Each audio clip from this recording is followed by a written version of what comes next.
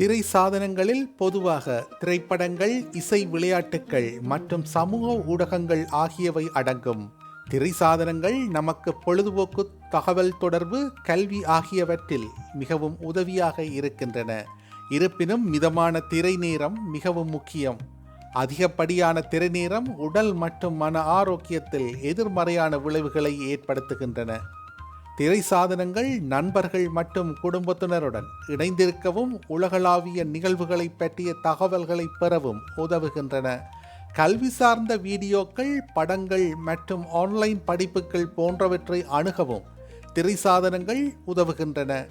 திரை சாதனங்கள் மூலம் குழந்தைகள் மற்றும் பெரியவர்கள் இருவரும் புதிய திறன்கள் மற்றும் அறிவை பெற்றுக்கொள்ளலாம்.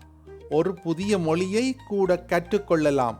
திரை சாதனமானது குறிப்பாக குழந்தைகள் மத்தியில் உணர்வுசார் திறன்களை வளர்க்கவும் உதவுகின்றன.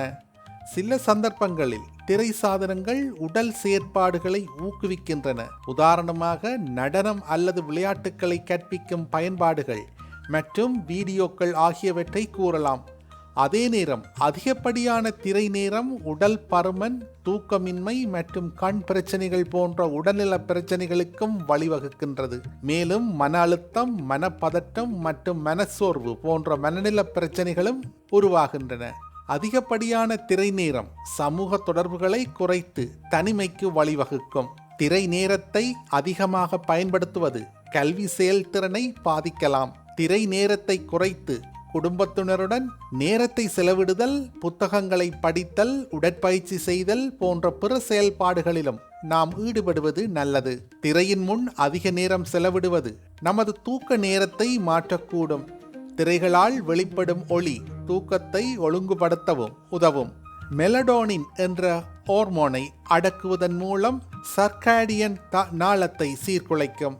திரை நேரத்தால் நமது அன்றாட தூக்கம் பாதிப்படையாமல் இருக்க படுக்கைக்கு செல்வதற்கு 2 மணி நேரத்திற்கு முன்பு திரை சாதனங்கள் பயன்படுத்துவதை நிறுத்தல் வேண்டும். திரை சாதனங்கள் ஆரோக்கியமான பழக்க வழக்கங்கள் மற்றும் நல்ல தூக்க சுகாதார நடவடிக்கைகளுடன் இணைக்கப்பட வேண்டும். படுக்கை நேர வழக்கங்கள்: படுக்கை நேரத்தில் வாசிப்பு, படுக்கறையில் குறைந்த வெளிச்சம் மற்றும் சத்தம், கெஃபைன் கொண்ட பானங்களை மாலை நேரத்தில் குடிப்பதை தவிர்ப்பது, ஒரு குழந்தையை அவர்களின் சொந்த படுக்கையில் தூங்க வைப்பது அனைத்தும் சிறந்த தூக்க விளைவுகளுக்கு பங்களிக்கின்றன. திரை நேரம் மோசமான தூக்க தரத்துடன் தொடர்புடையது. பிரச்சனைக்குரிய கேமிங் மற்றும் படுக்கை நேர சாதன பயன்பாடு இந்த சிக்கல்களை அதிகரிக்கிறது. மேலும் சமூக ஊடகங்கள் உட்பட திரைகளில் நுகரப்படும் உள்ளடக்கங்கள் பற்றிய பதட்டம் மற்றும் மனச்சோர்வுக்கு பங்களிக்கும். இது தூக்கத்தை மேலும் பாதிக்கலாம். நவீன தொழில்நுட்ப உலகில் கைபேசி போன்ற திரை சாதனங்களின் பயன்பாடு இல்லாமல் பெரும்பாலும் நம்மில் எவராலும் இருக்க முடிவதில்லை.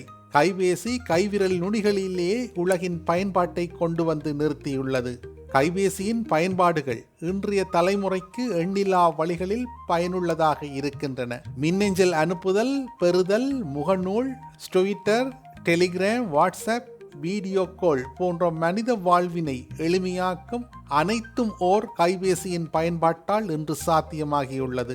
இதன் பயன்பாட்டினால் மனிதனின் உடல் உழைப்பு வெகுவாக குறைந்து விட்டது. இதன் காரணமாக நமது உடலிலும் மனதிலும் தினம் தினம் பிரச்சனை வந்து சேர்கிறது. குறிப்பாக இவ்வாறான திரைச்சாதனங்கள் வெளிப்படுத்தும் நீல நிற கதிர்கள் நம் கண்களில் பெரிய எதிர்மறை தாக்கத்தை ஏற்படுத்துகின்றன.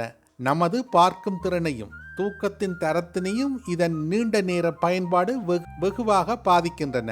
எனவே இத்திரைச்சாதனங்களை நாம் அன்றாட வாழ்வில் தவிர்க்க முடியாதவையாகி விட்டன. நமது குழந்தைகளுக்கும் இவ்வாறான பயிற்சியை அளிப்பதும் நமது கடமையாகும்.